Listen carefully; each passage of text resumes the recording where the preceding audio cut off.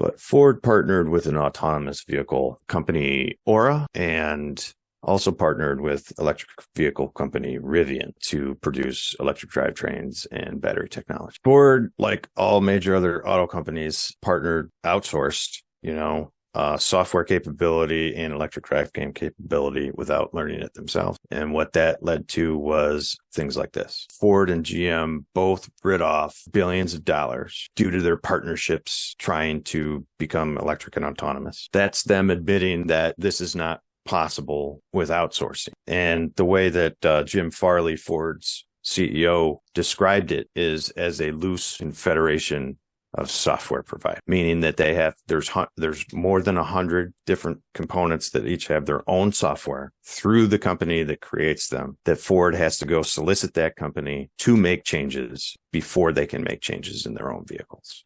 So that's what this has led to. Yeah, it's scary. And people aren't talking about that. So what did the government do? The federal government just plugged those holes. And I'm going to show you how corrupt this is. So the verbiage here is important because they are expected to pay this back. But the only reason why this existed in the first place is because of this. So that's one of our most powerful companies admitting that they went toe to toe with some entity that they had no idea how to compete with. That's what this means. And then the federal government's like, oh, you know what? You're right. And here's what we're going to do. What does this mean? Well, what it means is that the future of vehicles is autonomous and electric, and all of the internal combustion engine vehicle manufacturers know it. So what they're doing is trying to build a narrative that hasn't peaked yet in demand. Internal combustion engine vehicles will be sold into the 2040s. All of this, EVs, all the old arguments about range anxiety, performance in the cold, charging times, all of this are being just eroded, on a weekly basis due to technological advancements, competent leadership. And the difference between competent leadership and leadership can be simply paired with Electrify America, which was our government's efforts to change the landscape to a charging one, and Tesla's supercharger network. So that's the difference between incompetent and competent leadership. The incompetent leadership installed chargers with the billions of dollars that we got from Volkswagen's lying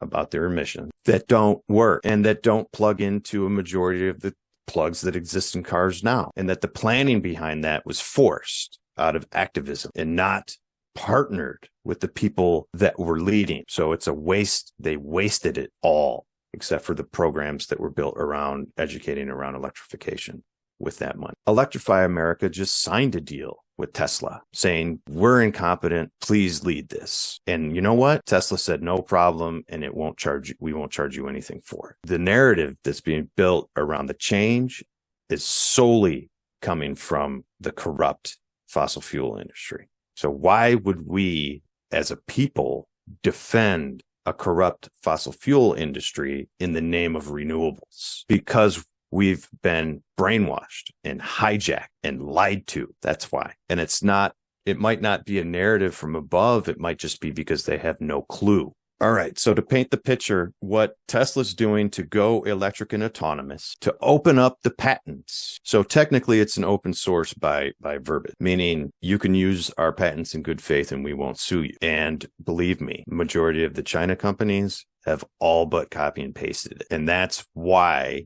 China is going to lead the world in EV sales. And it's not going to be long before that trickles here. And that's going to be when Tesla breaks the barrier for something that's worth a small amount of money, like $25,000, to get a luxury autonomous electric vehicle. So people just don't understand. It's not about switching from ICE, internal combustion engine, ICE vehicle, to EVs. It's about getting rid of car ownership, period. And nobody understands that, because you're still going to be able to have the transportation, but that's not going to come out of your budget anymore. And all of that extra budget goes directly into community surplus.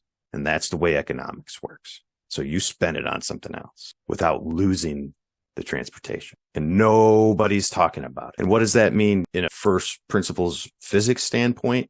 It means that 10% of the cars, so 200 million cars, are going to be driving 60, 70, 80 and more percent of the miles. And that's going to have a profound impact on not only infrastructure and ecosystems, but every single industry that touches transportation.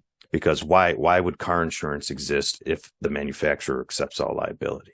How are we going to fund police if they can't write tickets anymore? How are we going to pay for the roads if the gas tax isn't viable anymore? Which we're going to show you here in a little bit. That's definitely a possibility here. So like a transfer to EVs, just, let's copy and paste. That's not going to work because there's not going to be as many of them. 10% of the cars driving all these miles. Duh. So it's going to have to be new. All of it's going to have to be new. You guys have no idea what's about to happen.